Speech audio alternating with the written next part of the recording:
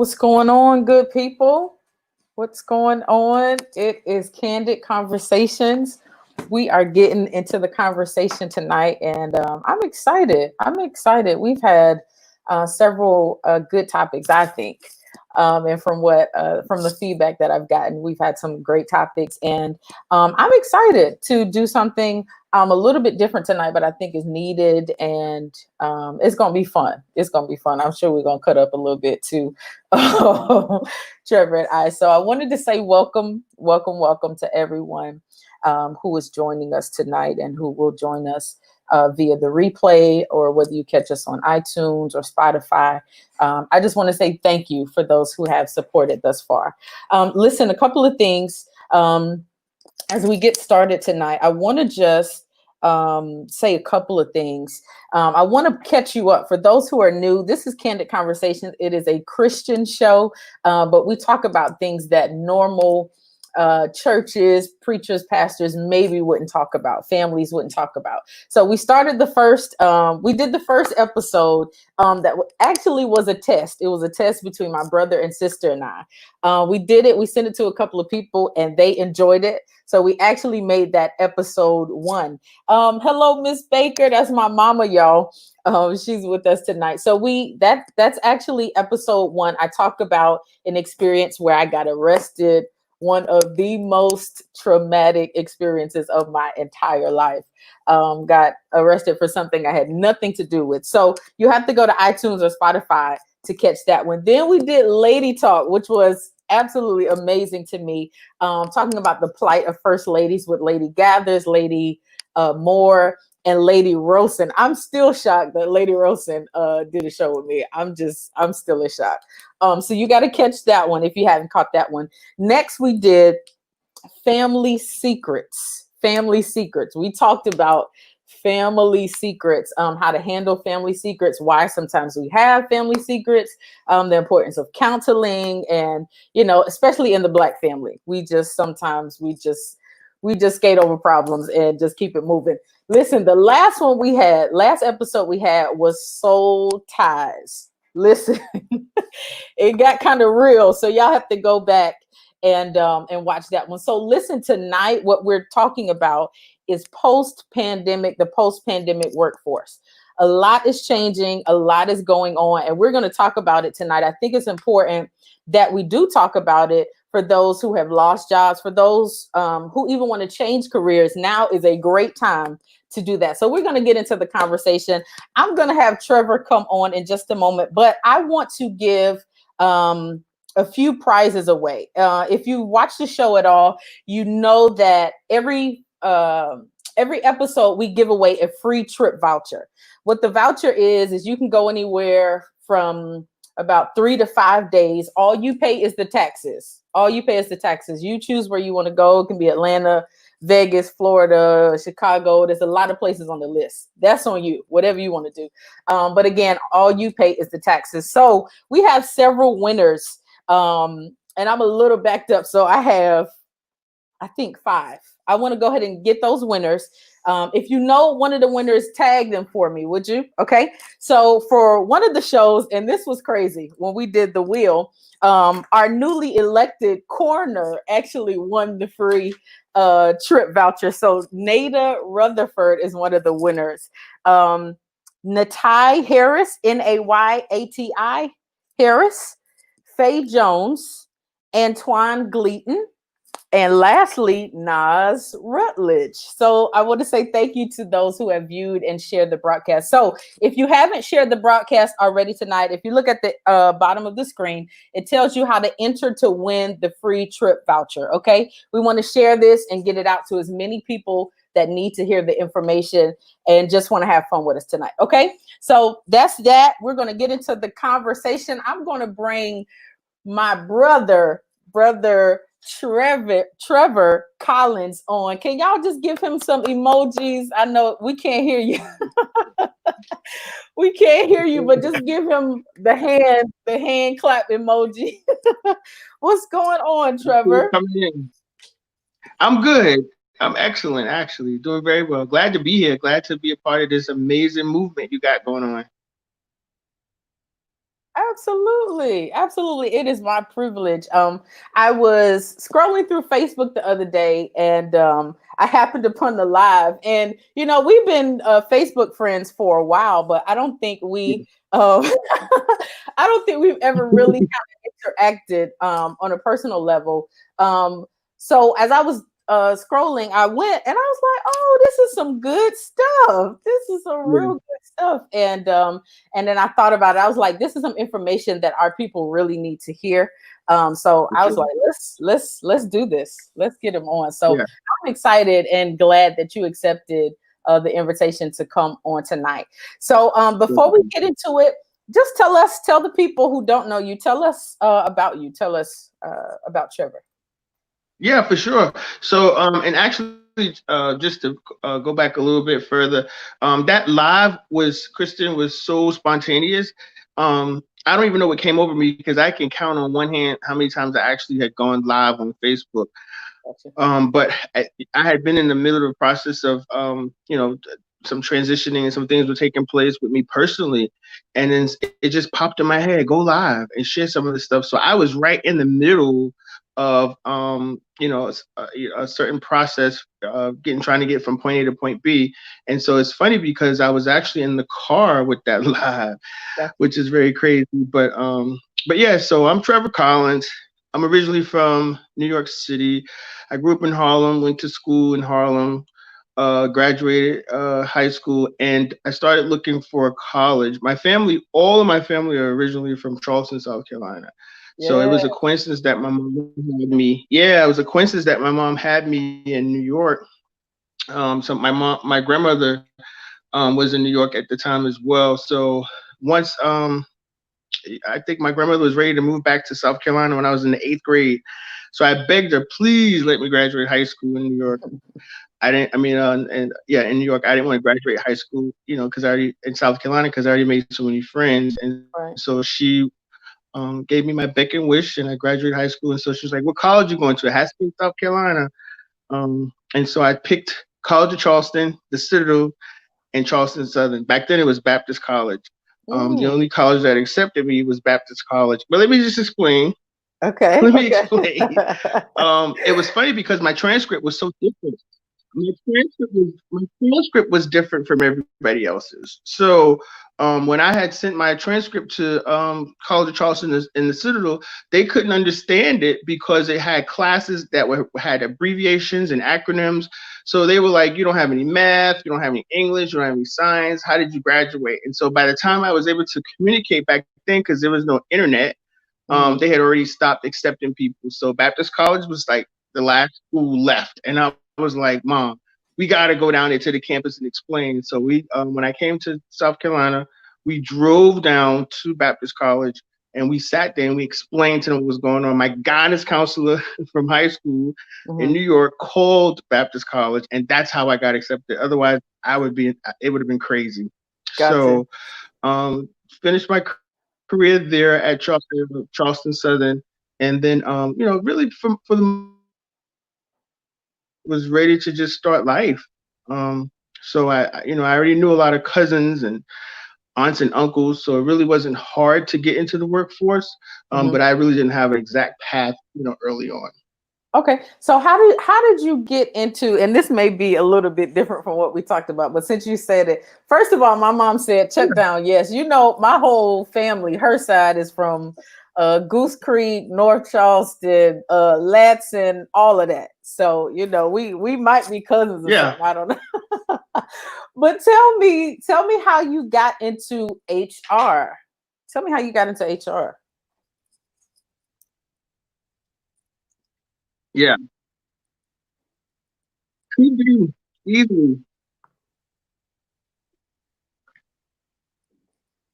Trevor, you still there? Yeah. So it's actually by coincidence because all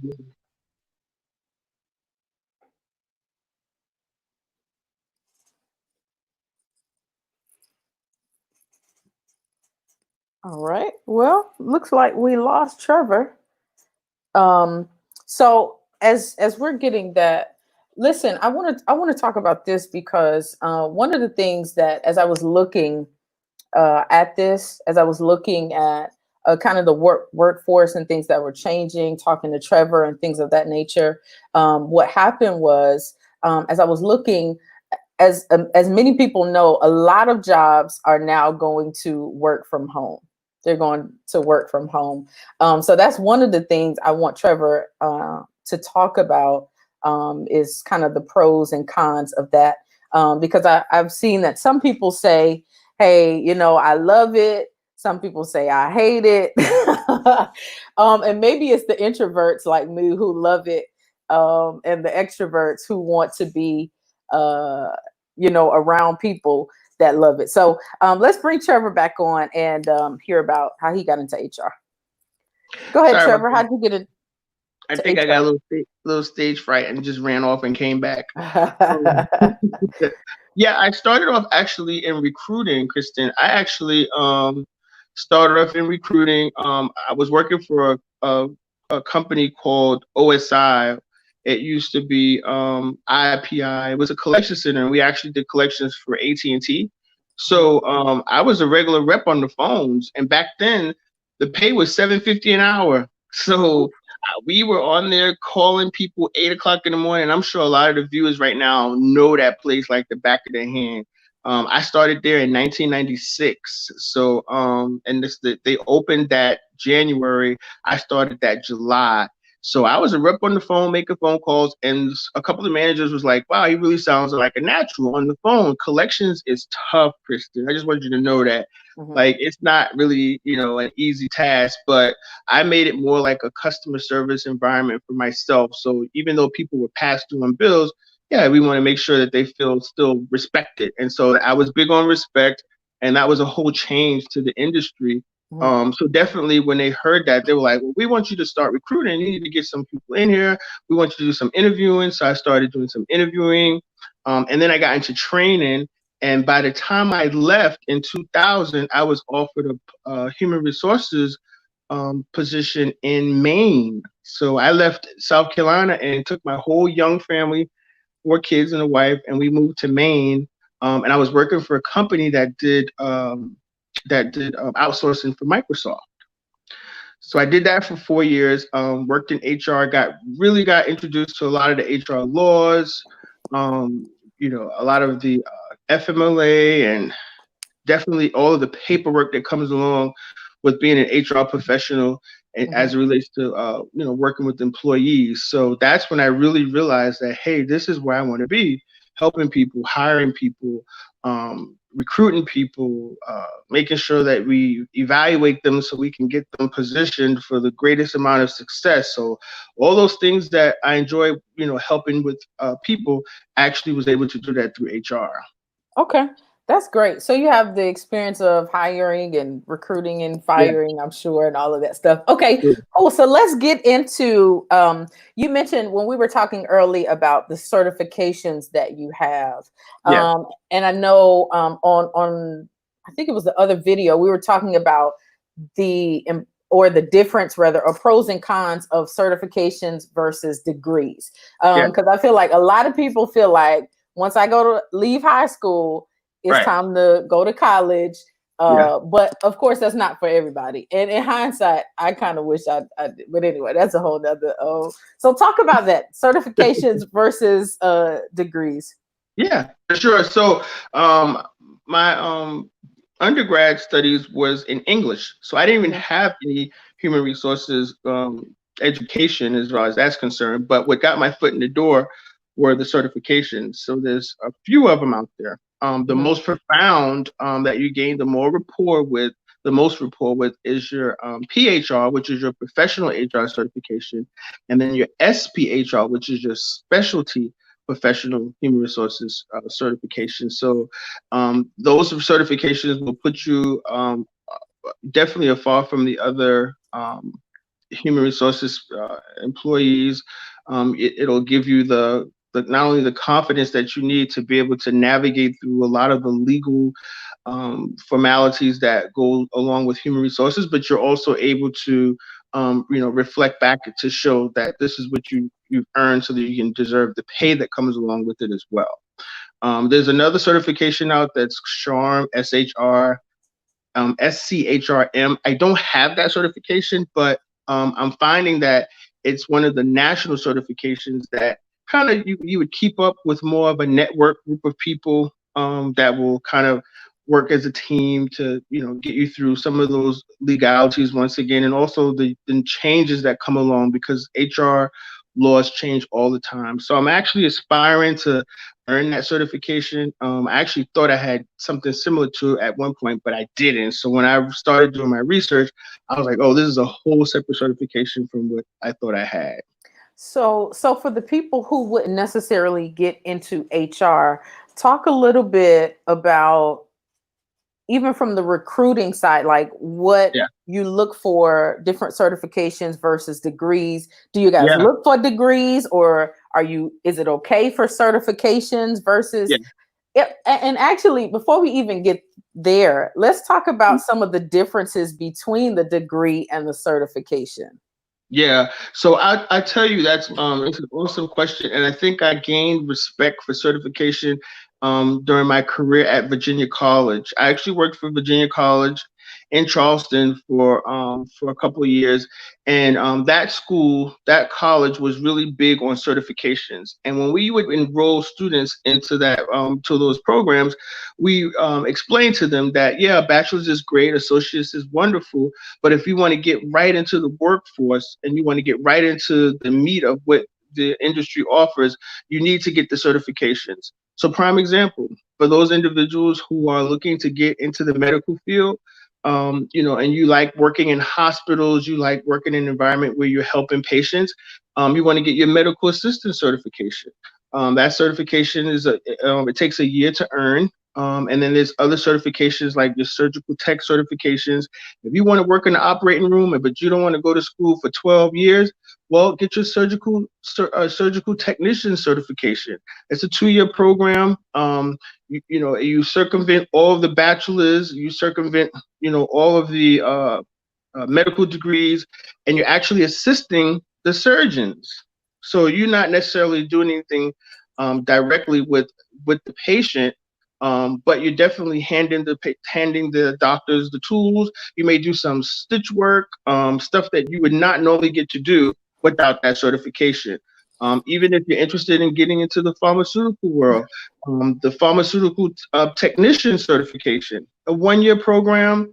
It gets you right into the pharmacy, behind that door, behind that counter, working with all of those medications that you cannot have access to unless you have a prescription. Well, you can get your feet wet in the pharmaceutical world as a pharmaceutical technician. Very, very rewarding position. And then you can also use that certification to further your career and get into pharmaceutical sales, which if anybody knows anything about pharmaceutical sales and those sales representatives, they definitely can get into the 6 figures of income very easily. Definitely. So basically what it sounds like you're saying is, I think it's important to look at, if there's a field that we're interested in, to look at what certifications you could get over degrees almost, because as I was looking earlier today and just kind of studying to know more, and looking at degrees versus certificates, there's a much lower time commitment to the certificate. And even the pricing, of course, because you're not going, and I think you touched on that, like you're not going to pay for a certificate what you're going to pay for a degree. Absolutely. Just not. You're absolutely correct. Yeah. As a matter of fact, Trident, Virginia College is no longer in Charleston. They're gone now. But Trident Technical College, Miller Mott, these schools are still out there, and they offer those same certifications. And what makes these programs unique is that they have to have the accreditation in order to even be able to supply and offer these programs in these schools. And if you know anything about accreditation, as relates to making sure that schools are allowed to even offer these certifications, it's a very, very rigorous auditing process to make sure that you keep up with your accreditation. Even with 4-year colleges, it's very important that your accreditations are aligned to make sure that the students are not only positioned for the greatest amount of success, but also be able to reflect on where they earned their studies from. Okay.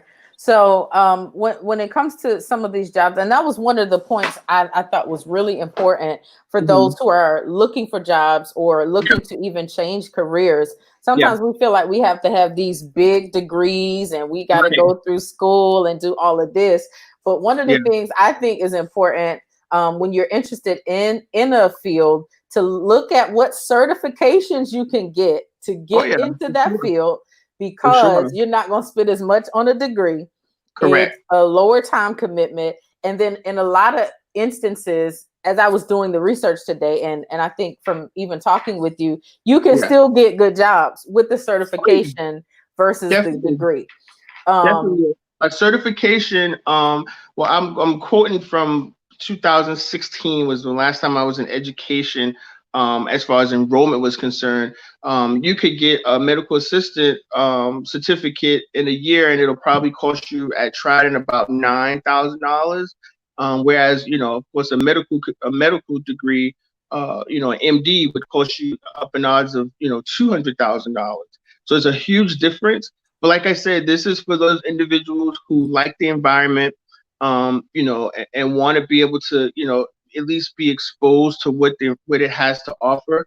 I mean, we've even given advice to students who wanted to be a doctor, or wanted to be a surgeon. Well, if you really want this career, that this is your introductory to it. Get that medical assistant certificate, get that surgical technician certificate, and then go in that operating room. And if you find yourself queasy the first time you see a surgery taking place, it's probably not going to be the environment for you. So instead of waiting until you graduate with that expensive degree, you want to be sure that you're able to even handle what is required, because it's a big responsibility. And I'm not going to even get into the insurance, the malpractice insurance that comes along with being a doctor. That will stifle you.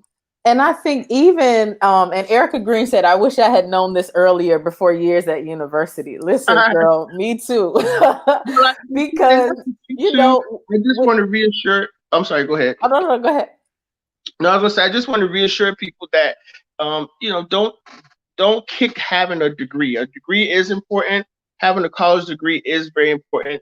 If once you've already earned it, especially if you have a scholarship to it, I mean, don't turn that down, because that's education that that's free. But I'm mostly talking about people who may not want to go to a bunch of school, may not like a bunch of school.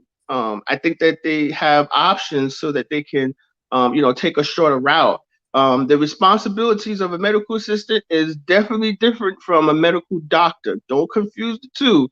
You definitely won't be writing prescriptions as a medical assistant. You won't be, giving patient advice and treating patients.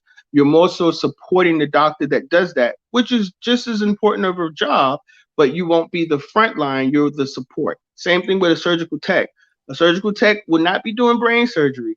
Believe me when I tell you, but they will be in that environment where they're shoulder to shoulder with a surgeon, watching somebody's heart beat in their chest, watching somebody, have their skull cut off so that they can get to the brain, and seeing everything front row. That's an impeccable experience that you couldn't get unless you have that certification.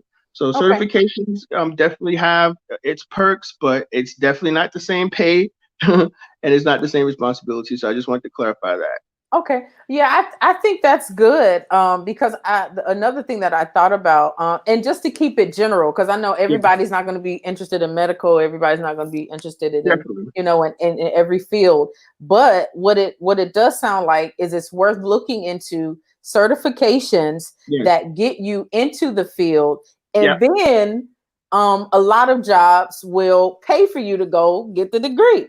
Definitely. So why not you get the certification? And this is, in some case, I'm just saying these are things that we can check on versus always feeling like we have to get this enormous amount of debt.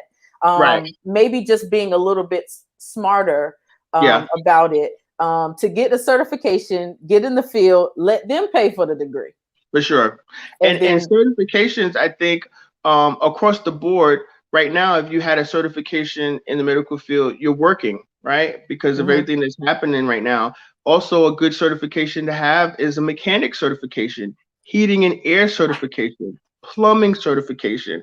They have surveyors that survey land, that's a certification as well. So you Yeah. can pretty much get into any industry with a certification, and you still will have a pretty good living, as it relates to income. Okay. All right. So one of the things I wanted to, and Jackie Spurgeon said, what about supply chain management or purchaser? Yep. So there's not any established supply chain certification. That's mostly a logistics degree in itself, but you can get that training by just working entry level. So you come in as a shipper, you come in as a packager to someplace like Amazon. You start getting your feet wet. You start, making yourself available to overtime or to any type of training that's available. You can get into supply chain very easily, especially now. There's so much room for opportunity in logistics with Amazon and UPS and FedEx, and even with the grocery stores right now. Those positions where they deliver food, you pick up curbside, those are huge right now. You don't need certifications for them. You just need to come to work on time so your manager can see that you're reliable. Okay. So Trevor, explain this, because as I was looking at jobs, I was looking at jobs that are popular now since the pandemic or post-pandemic, things that people will be looking into. And that's one thing that came up quite a few times, logistics. Can you explain a little bit more about what that entails? Definitely. So logistics is basically packaging, presenting the way that you get from point A to point B. Prime example, when you think about Walmart's delivery or Walmart's curbside pickup, that's a whole process that's in place behind the scenes, where from you opening the app to your phone, Kristen, to you actually going down the list and selecting those products from off of the app, to that message getting sent to the stores, to that database that reads it, and the printer that prints the information in the list, and then what process is that would make it most streamlined, so that individuals will actually be able to get the right stuff that you pick. Because you don't want a bunch of grocery and you didn't order it. You ask for tomatoes and you get apples. That'll make the customers furious.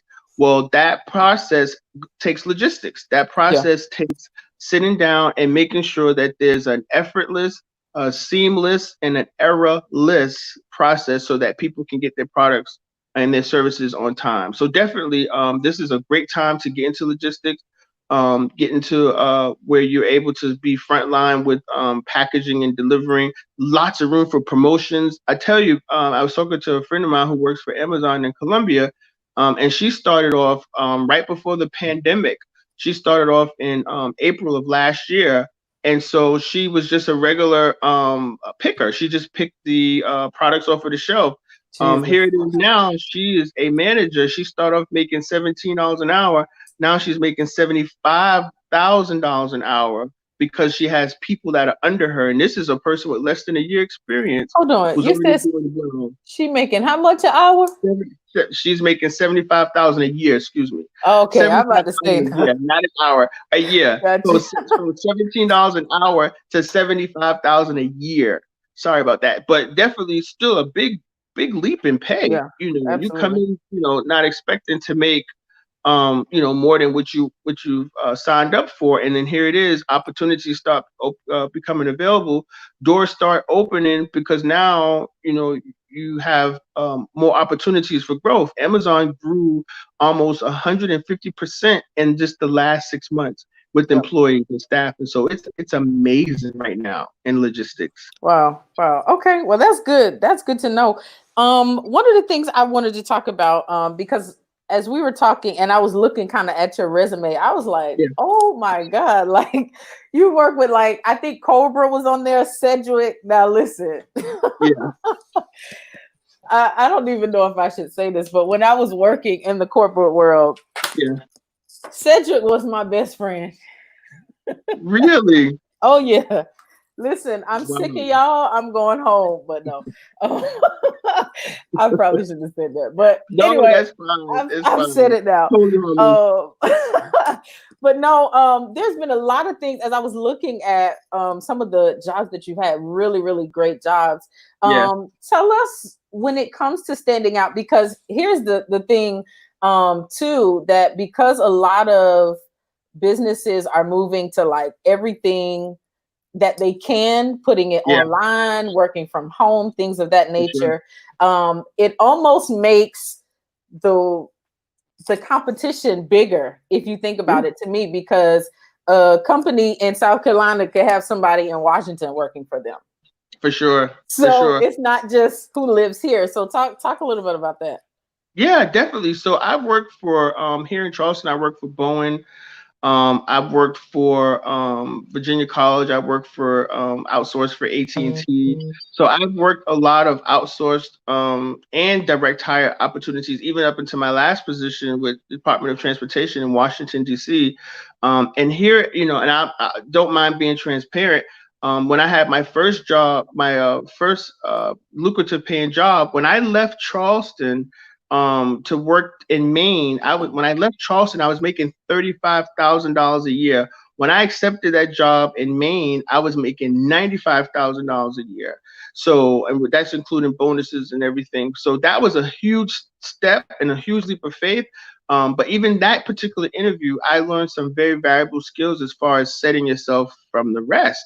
So some of the things that people can do when, especially as relates to interviewing, one is the fundamentals. We all know, you know, if gentlemen wear a suit, because a lot of people even now, they don't put no blaze on. They just, you know, they just go in with a little tie or a little polo shirt. If you really want to make us an impression, you need to dress for success. Even once you get a position, if you come into a position entry level, if you're in the office environment, you know, even though it's, you know, we're all into casual, what is it, business casual, you know, two, 3 times a week, wear a suit. So your managers will see, and you know that you're a focused individual. But definitely, as far as the interviews are concerned, I've done some really cool things that I thought would make impressions, because I talked about on the live, impressions are all that people are really concerned about, being flattered. If you're having a panel interview, one of the things that are really that's really cool, if you find out before your interview starts that you're going to have a panel interview, speak to whoever is scheduling it or whoever's coordinating that panel interview, and ask that recruiter or ask that headhunter, do you know the names of all the individuals that will be on the panel? And sometimes they'll tell you, yeah, you're going to have Jeff Stevens, Rob Kelly, Melissa Smith, you know, so you write those names down, right? And then you put together a special portfolio for each of those individuals at that panel interview. So on that particular portfolio, or that special customized portfolio, you're going to have it really nicely printed, you know, with their names on it. So when you walk into that interview, right, it's 4 people staring you down. You're already nervous, but I guarantee you will break that ice when you pass out those folders to each of those individuals with their names on it. Specially customized for them. So they're going to open up the folder. Inside is going to be your resume. Inside is going to be your cover letter. You know, inside is going to be your certifications, maybe a copy of your college degree, something that they can take. So when that interview is over, they have something tangible in their hand besides just the regular interview to show that you really wanted to make a positive impression. That always blow them out of the water. Are you guaranteed the job? You know, not always. I tell you, I interview a lot more than I actually, you know, land jobs. So the key to, you know, landing a good job is you definitely can't put all your eggs in one basket. So yeah, it takes a lot of work. You're going to have to find yourself, you know, doing a lot of interviewing. I send, for every interview that I've actually gotten, I probably send about 20 resumes, especially now. It's a lot of competition, a lot of unemployment going on. If you're really serious about being employed, you need to be sending out at least 20, 30 resumes a day, easily, 20 applications a day, combination of both a day, because there's a lot of rejection going on right now. Well, you don't want to just, even though the job is your dream job, you always want to have a backup plan. So that's going to be key to make sure you keep those interviews coming in. Make sure you blanket those resumes and fill out those applications. Okay. So you mentioned the resumes, and I know that that's something that's big. Again, even with you talking about putting in the amount of resumes that you're putting in, everybody's, I mean, what's the unemployment? I think they said like it was 300,000 in one day. Yeah, it's pretty high in count right now. Yeah, Right. So in North America, I mean, in the United States, you know, a lot of people are unemployed. So what yeah, are some things as far as resumes? Because that's really before we could even talk about interviews, we need to talk yeah, about the resume because for that's what they're sure, going to see first. So what for are sure. like the top three things that you see wrong with resumes or reasons why you would reject a resume? For sure. Well, even when I train recruiters to brand new recruiters or brand new interns into the industry of recruiting, the first thing that they look for in the resume is how reliable this person is. So, how do you determine if somebody is reliable from just looking at their resume? One of the most important things is the length that they've been on their jobs. So a lot of times resumes, and I tell you, this is at least 30-40% of the resumes that are rejected is because they don't stay on their jobs long enough. And so you have a resume and they'll probably have, 8 jobs, and at each job they've only been there 3 to 6 months at each job. So that leaves a bad taste in the recruiter's mouth.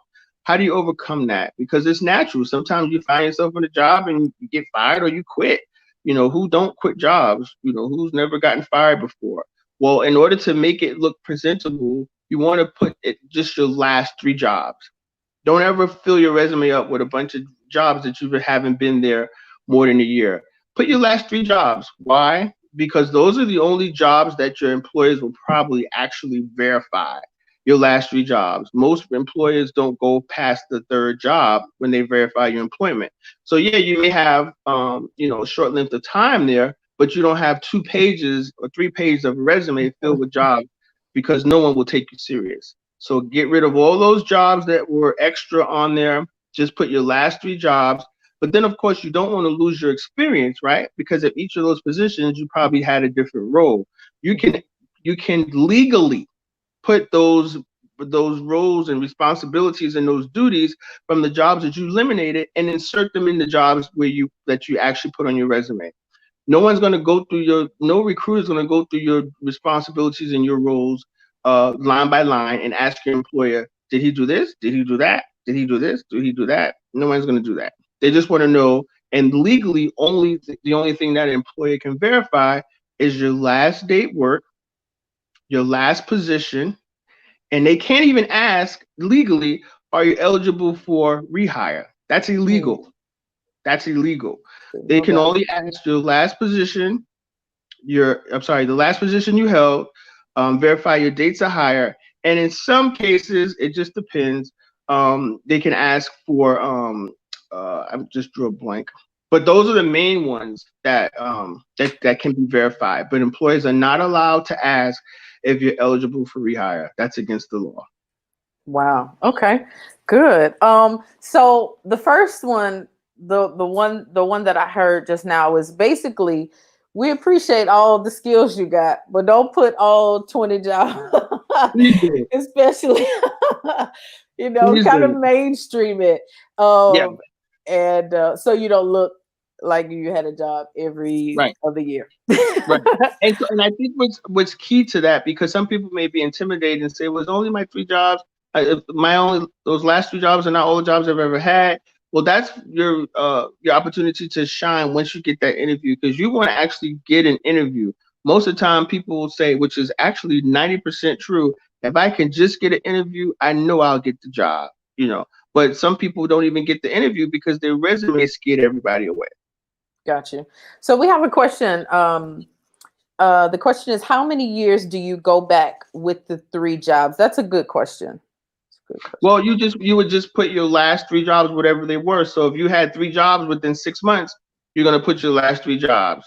I mean, at that point, it's okay because this shows one that they're verifiable. Excuse me. So that we're able to verify those last 3 jobs. The biggest point is to make sure we verify jobs. A lot of people, whether they've been to a job 20 years or 10 years, if we can't verify your employment, it might as well not even be put on your resume. So Got yeah, definitely put your last 3 jobs, even if God forbid it was only 6 months and you worked 3 different places. Still put it down these are not going to guarantee you get an interview, but it's going to guarantee at least somebody won't be shredding your resume as soon as they look at it. Gotcha. Okay, so tell us some. Um, let's see. Current job was say 18 years. Still put 3. Well, if you had 18 years worth of work history, it just looks good that if you can put, you had other jobs. Some people have only had one job. Don't lie on your resume. Yeah. That's not what we're saying tonight. We don't want you to lie, but we want it to be presentable and taken seriously. So if you only had one job in 18 years, then you only had one job. So you put that down there. That's still very impressive. Yeah. That's still, enough for someone to pull you in and say, especially if you apply for a position that's within your qualifications, definitely you'll be taken serious with one job for 18 years for sure. So basically, if there was something and you were on the job that long, you wouldn't need to put 2 others, or would you still say not put the 2 others? Yeah, not necessarily. If you had, I mean, as long as your resume is not more than a page and a half. The general golden rule of thumb is your resume should never be more than 1 page. Is that always possible? No. My resume is extremely long, so I have to be very careful, especially as it relates to the positions that I apply for, to make sure I'm not looking overqualified. But yeah, for sure, if you have 18 years and you only have one job, put that one job. If you want to put your other 2 jobs before that, especially if it's going to help support your experience, for sure. But if you've worked at MUSC for 18 years, and before that you were a housekeeper at Hampton Inn, but you're trying to get an administrative position, that's probably not going to, impress anybody to put that housekeeping position on there. Gotcha. Okay, so let me ask you this then. You said the rule of thumb for a resume, and believe it or not, a lot of people do not know this information. Yeah. They do not know this information. So, what are some things that are typically on a resume that people can eliminate? So, some of these email addresses, Kristen, will scare you to smithereens. Some of these email addresses that we put on our resumes, my 3 and mine, Black Beamer, all eyes on me Hot at mama, like no one is going to take you serious, and I've seen that more often than I haven't, which is very unfortunate. When you create an email address, your name is fine. If you're kind of insecure about putting your name, maybe just your initials is fine.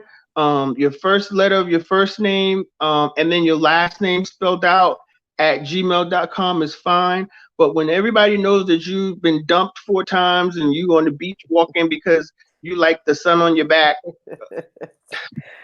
you're not going to take you serious. Got you. So was it, as I was listening to another video, was it the objective or like the description? It was something that you said that's outdated, that doesn't need to be on resumes, that you no longer look at.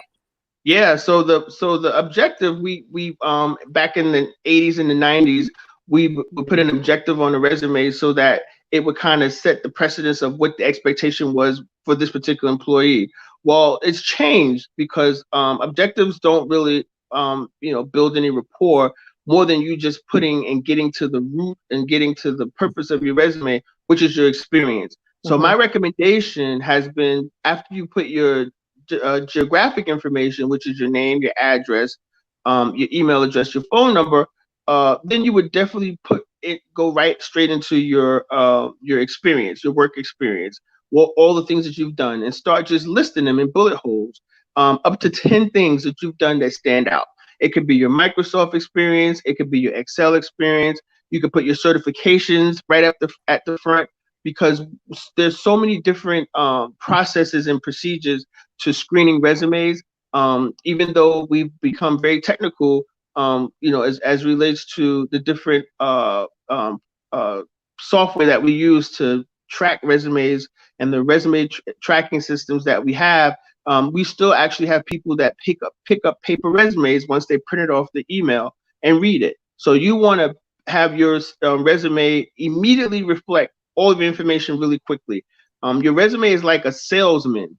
The salesman only has 13 seconds to get the attention of somebody to start to even begin to build rapport. When Mm-hmm. you walk through the mall and you have those people with the booths, and the first thing they do is start handing you stuff. And when they hand you stuff, you reach it for it, now they can start a conversation. Or they start telling you, can I spray this on you? You know, the counter girls in the department stores that sell perfume. So they know that they have to use something to grab your attention, unless what? You're gonna keep walking, you're gonna keep moving, even though some of us still keep moving. But the normal spectrum of things is that people actually will stop and be polite and want to know what's going on. Same thing with your resume. Make sure your information pops right at the top so that people will know, hey, this person got this experience, and they'll start to, look through other things to make a determination if they're going to place a call to you. So how do you, from an HR perspective, how do you feel about like putting your sorority, fraternity references? Should those things go on there, or should you save them for the interview? How should that work? And someone just asked about references as well. So definitely. So my personal preference as far as references are concerned, I don't want nobody to call nobody unless I know you're gonna call them. So no, I'm not gonna put my references on a resume unless you ask me, because we've already built a relationship and we're moving towards you possibly hiring me. References should come last. You don't need anybody calling you and asking about you and all they saw was your resume. So absolutely not. References, 86 of them off of your resumes. They're not necessary. Employers will reach out if they need to get references from you. So don't even put available upon request. Just leave it off. It's altogether? Not necessary. Okay. It's not. We don't care if it's available upon request. Okay. It's just taking up space. Okay. Correct. So what about the fraternities, sororities, like community things? What are your thoughts on those? So these things are important. They're very important. Especially the relationships that you build. But in my experience, I find that there's some negative connotations with putting certain clubs, organizations on your resume. Even, some people get real radical and put Jets fan or Giants fan. You may have a recruiter who sometimes recruiters, I'm gonna tell you, oftentimes recruiters or people that are resume screeners, these are not people that have a bunch of school and education. These are high school graduates a lot of times, just straight out of high school, or with 6 weeks of training, and they're trained to what to look for in the resume.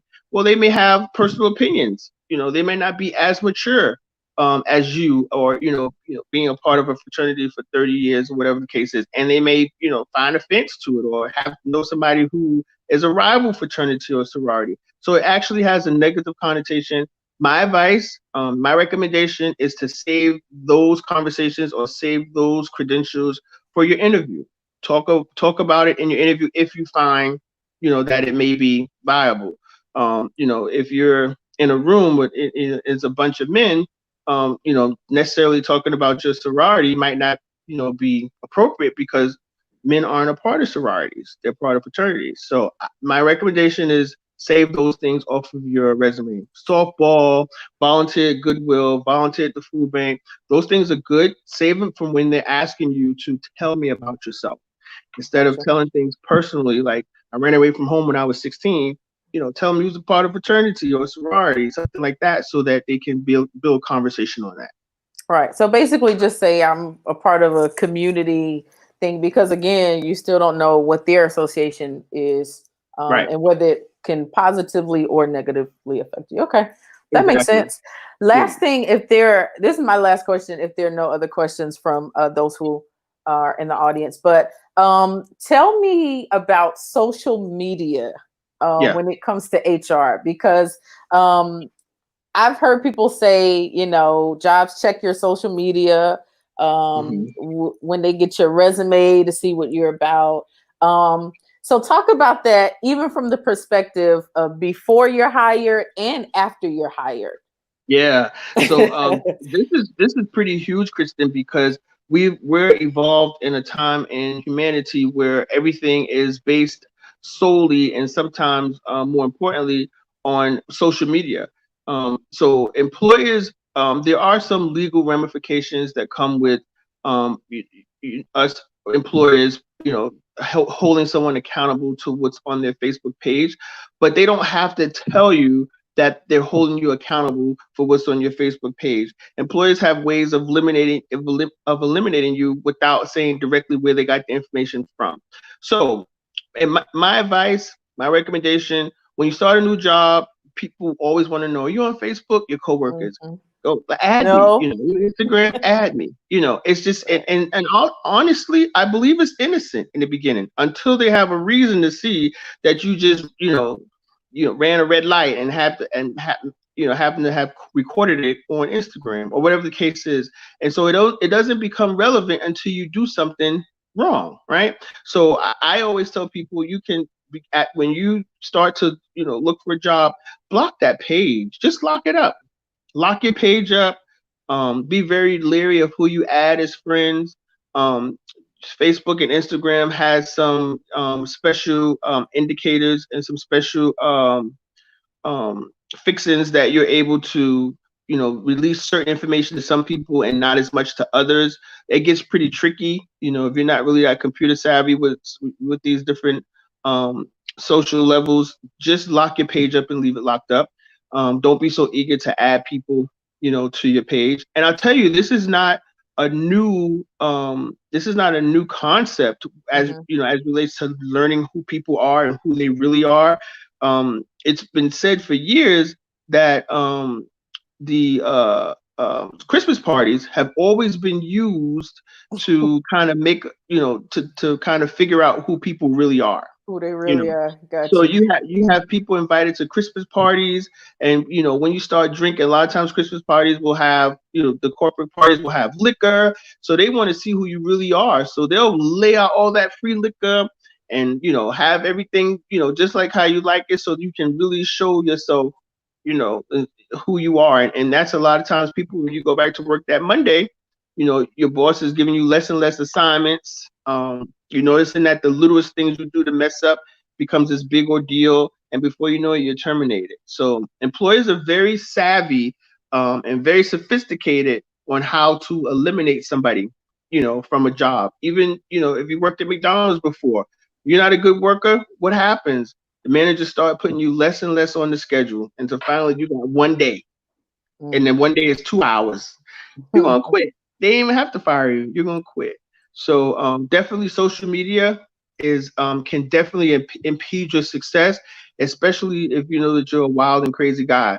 Like myself, I could put some really crazy stuff on Facebook, but my page is definitely locked in many cases. And I'm at a point in my career where I don't have to really earn as much rapport, not to sound arrogant by any means, but I know my rights as relates to how people can be handled as relates to social media, but the normal person doesn't know how to defend themselves against stuff that's posted. That's true. That's true. Okay. Well, I certainly appreciate that. I think the information with the resumes, the certification versus degrees.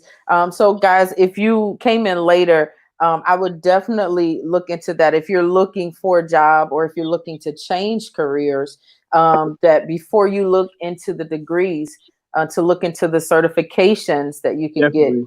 get to get in the door. Because again, a lot of employees will pay for you to go back to school. So listen, if I can pay $20 for the certification and let y'all pay the $20,000, that's what I'm going to do. No, it's true.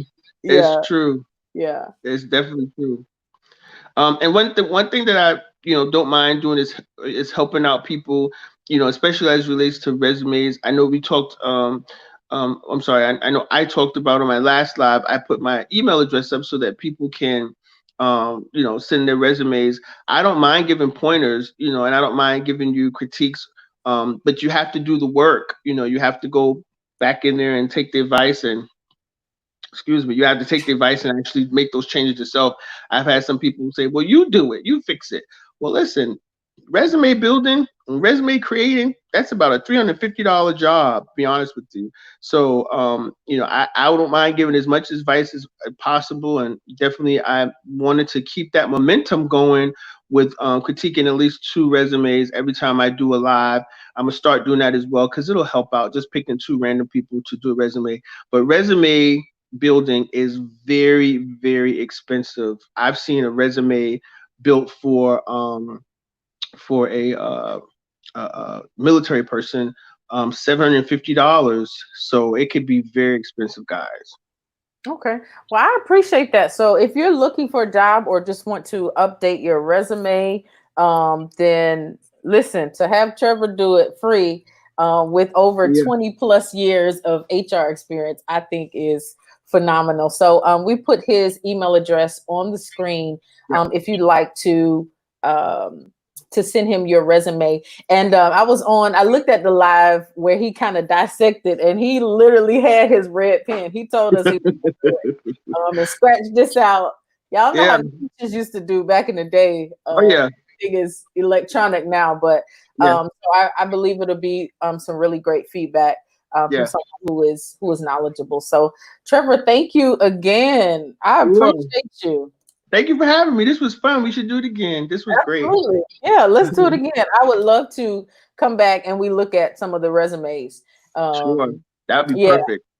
Okay. Yeah. Have a little All right. workshop. Let's Definitely. do it. I mean, let's do it. Seriously. Seriously. Yeah. I Sure. think I one of the things I want to do is, like I said, with Candid Conversations, to have candid conversations. But one of Mhm. the things that I've also committed myself to doing, especially with everything going on in the world, is helping to educate our people. Yeah. I think there are a lot of things we just do not know. And I even want to come back. There are a lot of schools, y'all, if you're interested in schooling, there's some schools that you can get in free or for Oh yeah. very little. They're Oh, like yeah. trying to give degrees and certifications away. So I would look The into that. Goodwill. The Goodwill is a good place to start. If you have a Goodwill in your community, it's a good place to start to get networked in everything from free resume building, by the way, to classes on how to learn how to use the computer, how to use Microsoft Word, and free classes on Excel. These are the things that you're going to need, because when the world's businesses come back online 100%, they're now discovering that it's cheaper to do things working from home. So a lot of the computer work that wasn't normally available will be available now. So get Yeah. those computer skills up, and it's free resources. Get in touch with Goodwill. They've been a great resource. Well, that's good. I think you touched on another thing, and I know I said we were about to go, but I think the working from home, again, is Yeah. a benefit for a lot of people, but for Yeah. others, it's a struggle. Yeah. So even with that, having the discipline, having a space where it is Huge. dedicated for That's work, huge. Yeah. because I know how it is being self-employed. It's like, oh, I really want to go to bed right now. It's Take a really nap. hard. Yeah, it's really hard. And I shared that on my live, talking about when I worked for one of the best companies to work for in the world, which was Apple. I worked from home with Apple, and it lasted me all of 3 months. I was like, I cannot do this. But definitely, if you when you think about working at home really quick, it's not as luxurious as you think. You still have to find daycare, because you can't just get up and walk away from your computer desk. You have to literally be sitting at that desk if you're doing any type of call center work or any type of customer service work, for that matter. So it comes with its challenges. It can be very rewarding, but you have to prepare for it, just like any other job that you work when you have to get in your car and drive to that brick and mortar. You definitely need to appreciate working from home, and know that it's a very serious thing to do. Yeah, I thought that was important to bring up, because it's like, okay, I don't have to get up Right. and go. I don't have to worry about traffic. So there are benefits to it, but just making sure, that we're just not like, oh, I can work from home, I can do whatever I want. No, it don't work.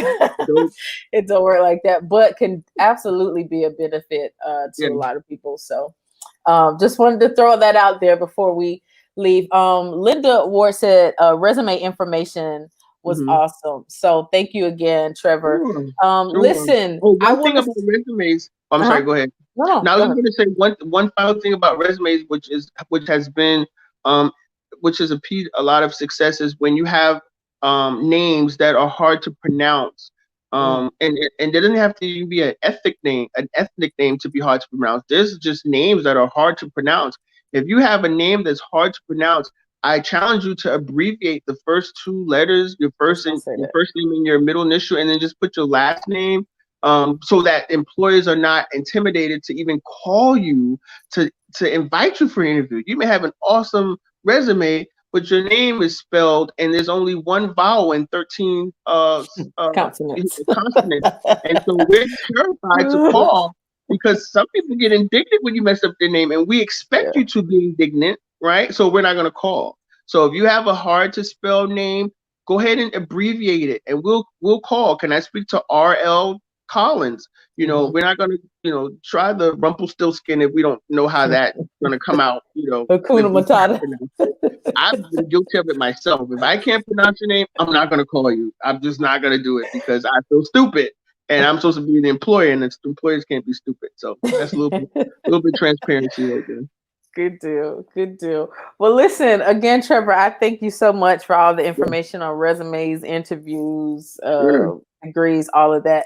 We'll definitely have to come back. And again, if you are looking for a job or just want to update your resume, Trevor is willing to do that for you. So his email is on the screen, and please send it to him. Please send it to him.